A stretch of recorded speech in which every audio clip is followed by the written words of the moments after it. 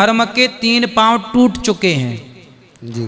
धर्म जो है कलयुग में वो लड़खड़ा रहा है। आमूता रमेश नामी एक हिंदू खातून भी डॉक्टर जाकिर नाइक के पास आई और सवाल करने लगी कि हिंदू अपने मजहब पर यकीन रखते हैं और मुसलमान। आज दोस्तों एक भाई साहब इस गुरु अनिरुद्ध आचार्य जी के पास आकर तो इनके साथ बहस करना शुरू कर देते हैं एक मुद्दे पर, जो कि एक इंटरेस्टिंग मुद्दा है, जिसकी जवाब देते हुए ये गुरु जी ये भी कह देते हैं आखिर में कि हिंदू धर्म की 4 पाँव है और उन 4 पाँव में से 3 ऑलरेडी टूट चुका है, बस एक ही बचा हुआ है। मतलब 4 पाँव में से 3 टूट चुका है और एक ही बचा हुआ है, इसलिए ही धर्म आज लड़खड़ा रहा है।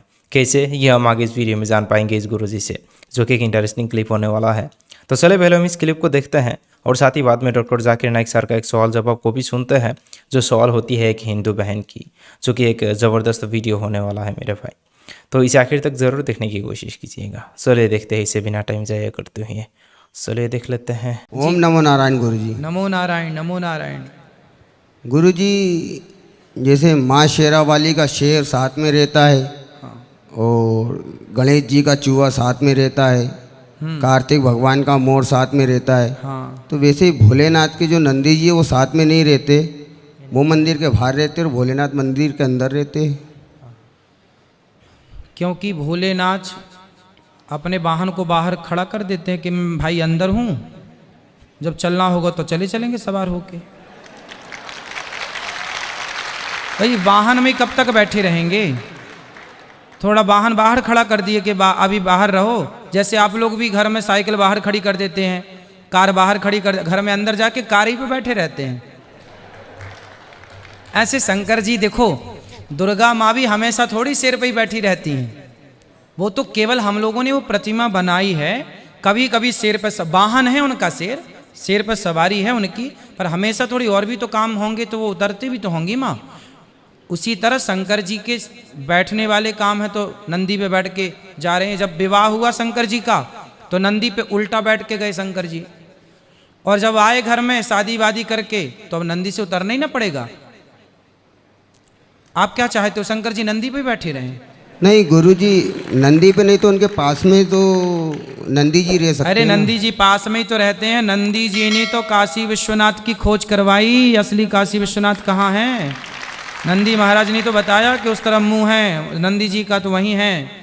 तो नंदी जी बड़े काम के हैं। नहीं गुरुजी, बिल्कुल सामने ही रहते और उन्हीं के सिंह पे हाथ रख के उनके दर्शन किए जाते, और जो भोले बाबा को जो सुनते वो नंदी के कान में बोलते तो भोले बाबा जल्दी सुन लेते। हाँ सही है ना। तो आपको पूछना क्या है कि नंदी पे क्यों नहीं बैठे शंकर जी? ये नहीं, उनके पास क्यों नहीं? जैसे माता रानी के शेर पास ही तो है भैया, पास ही तो है। शंकर जी से नंदी जी बहुत दूर नहीं रहते। नहीं, बिल्कुल सामने है, दूर है, मंदिर से बाहर धूप में बैठे हुए हैं, और भोले बाबा छाए में अंदर मंदिर में बैठे हुए हैं। हमारे गांव में तो मंदिर है, तो वहाँ शंकर जी और नंदी जी दोनों पास पास हैं, पूरे दोनों गुम्बज के नीचे हैं, तो दोनों छाँव में रहते हैं। तो गुरुजी ये बताया जाता है कि मतलब समुद्र मंथन द्वारा जो विष निकला था, हाँ, तो वो विष जो भोलेनाथ ने पिया था, हाँ, तो जिनके कारण वो लड़खड़ा के गिरने वाले थे, तो नंदी के ऊपर उनने हाथ टेक लिया था। हाँ, तो नंदी जी ने बोला था भोले बाबा से, हाँ, कि प्रभु मैं आपके सामने ही रहूँगा, हाँ, आपको भांग धतूरा जो भी जाए चढ़ाए, आपको मैं देखूंगा, नशे में हो आप तो वैसे ही मैं उठ के चले आऊँगा, इसलिए मैं आपके सामने बैठूंगा। तो शंकर जी नशा करते हैं? मतलब उनने जो विष पिया था, हाँ, उस विष का थोड़ा जो नहीं, विष का नशा तो लगा ही नहीं शंकर जी, क्योंकि सारा विष कंठ में ही पड़ा, इसलिए तो नाम पड़ा नीलकंठ। वो तो नीचे उतरा ही नहीं, नीचे उतरता तो जहर का असर होता जी, नीचे उतरा ही नहीं। जी जी। तो वो जो आप कह रहे हैं वो भाव सही है, पर इस बात का प्रमाण लिखित में शास्त्रों में नहीं है। शंकर जी के वाहन है नंदी, मतलब नंदी शंकर जी के जो वाहन हैं। देखो नंदी का मतलब क्या हुआ बताओ? नंदी मतलब उनका वाहन था नंदी। नंदी मतलब वाहन थे, मतलब वाहन। नंदी मतलब देखो सामान्य भाषा में बैल, बैल को नंदी बोलते हैं ना जी। देखो शंकर जी का वाहन बैल नहीं है। शंकर जी बैल मतलब है धर्म। जो बैल होता है ना उसे धर्म बोला जाता है। धर्म ही वृषभ के रूप में हमें सबको दर्शन देते हैं। बैल के 4 चरण होते हैं। पांव कितने होते हैं? जो शंकर जी बैल पर सवार हैं नंदी पर, एक्चुअली वो नंदी धर्म का प्रतीक है।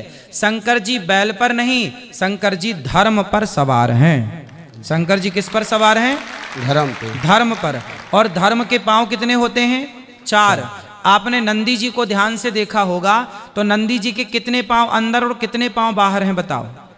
2 पाँव अंदर है, 2 पाँव बाहर है। ना, ध्यान से देखना, यहाँ मंदिर है शंकर जी का, नंदी जी को सवेरे देखना। 3 पांव अंदर हैं, 1 पांव बाहर की तरफ है। हाँ या ना? हाँ। तो 3 पांव अंदर। कलयुग में धर्म के 3 पांव टूट चुके हैं।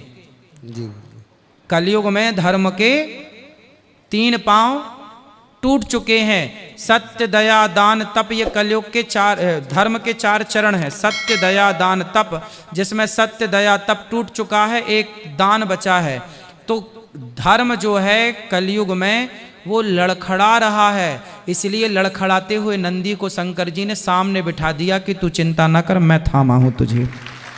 इसलिए सामने, क्योंकि एक चरण बचा है धर्म का, दान, कलयुग में, इसलिए नंदी का 1 पांव बाहर है, बाकी 3 अंदर हैं। इसलिए शंकर जी बैल की नहीं धर्म की सवारी करते हैं। बैल प्रतीक है धर्म का।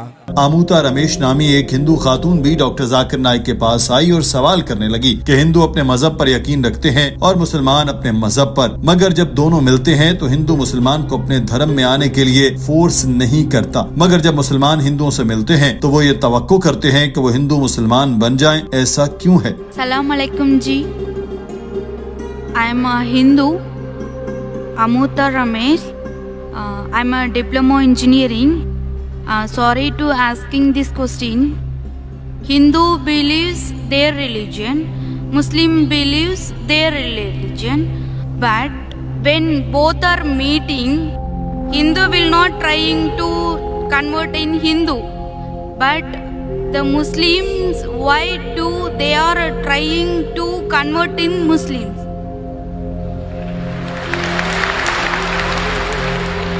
डॉक्टर जाकिर नाइक ने उस खातून को समझाया कि सवाल को मैं एक मिसाल से समझाता हूँ कि एक तालिब इल्म है जो स्कूल जाता है और 7वीं 8वीं में पढ़ता है, और वहीं दूसरा तालिब इल्म भी है जो पोस्ट ग्रेजुएट की तालीम हासिल कर रहा है। जब वो दोनों मिलते हैं तो मुझे बताएं कि दोनों में से कौन दूसरे को समझाएगा। 8वीं जमात में पढ़ने वाला तालिब इल्म पोस्ट ग्रेजुएट को कहेगा कि मैं तुम्हें फला मिसाल समझाता हूँ, या फिर पोस्ट ग्रेजुएट में पढ़ने वाला तालिब इल्म 8वीं जमात वाले को उसकी किताबें समझाएगा। पूरा हॉल नाज़रीन तालियों से गूंज उठा। जिस खातून ने सवाल किया था उसने जवाब दिया कि बड़ी जमात वाला ही छोटी जमात वाले को समझाएगा। Sister, have you understood my question? Yeah. So will a student going to school will teach a student going to a senior college, postgraduate college, or No. will a student going to postgraduate college will teach a student going to the school? Post graduated only. Doctor Zakir Naik ने आमूता को बताया कि हम मुसलमान का ईमान है कि इन्हीं 2 तलबा में से पोस्ट ग्रेजुएट के तालिब इल्म हैं, और जब हम किसी नए तालिब इल्म से मिलते हैं तो ये हमारी जिम्मेदारी है कि हम उसको कुछ न कुछ सिखाएं। हम खुद गर्जी नहीं करना चाहते। जो खुद गर्ज होते हैं वो सोचते हैं कि फलां को पोस्ट ग्रेजुएट में नहीं जाना चाहिए, उसको निचली क्लासों में ही रहने दिए, हम ही सारा फायदा उठाएं। ये स्कूल में ही रहेगा तो ठीक है, अगर कॉलेज में आ गया तो मेरी नौकरी के पीछे पड़ेगा। हम खुद गर्ज नहीं बल्कि गर्ज से पाक हैं। सच्चाई का पैगाम फैलाना हमारी जिम्मेदारी है। तो जब भी हम हिंदू, सिख, ईसाई या यहूदी से मिलते हैं तो उसे कहते हैं कि इख्तलाफात को पीछे छोड़ें, हम एक नुक्ते पर इकट्ठे हो जाते हैं जो हम में और आप में मुश्तरक है, इसकी पैरवी करते हैं, और साथ ही हम उनको सिखाने की कोशिश भी करते हैं। हम उनका हाथ थाम कर उनकी रहनुमाई करते हैं ताकि वो भी पोस्ट ग्रेजुएट बन सकें और हम दोनों अच्छी नौकरी पर लग जाएं। और मजहब में अच्छी नौकरी जन्नत में जाना है। हम अकेले वहाँ नहीं जाना चाहते, हम अपने बहन भाइयों को भी साथ ही ले जाना चाहते हैं। बिल्कुल। और दोस्तों एक बात, हालांकि यहाँ पर ये बहन जी कह रही है कि हिंदू लोग दूसरे धर्म के लोगों को अपनी तरफ खींचते नहीं हैं, ये बात मुझे लगता है एक झूठ है, क्योंकि हम ये तो आए दिन देखते हैं कि किस तरह से हिंदू धर्म में भी खींचा जाता है और दूसरे लोग हिंदू धर्म को अपना लेते हैं। और सिर्फ हिंदू धर्म ही नहीं बल्कि दुनिया के हर एक धर्म के लोग ही अपने धर्म को श्रेष्ठ मानते हैं और अपनी तरफ दूसरे को खींचने की कोशिश करते हैं। मगर दोस्तों जब उन धर्म वालों को अपने धर्म को अच्छी तरह से डिफाइन करने को कहा जाता है तो वहाँ पर सब के सब फेल हो जाता है। और अल्हम्दुलिल्लाह इस्लाम हर जगह पर बेस्ट और अच्छी तरीके से पास हो जाता है, क्योंकि इस्लाम में हर एक बात बिल्कुल क्रिस्टल क्लियर है। तो खैर आज की इस वीडियो में दोस्तों इतना ही। अस्सलामु अलैकुम।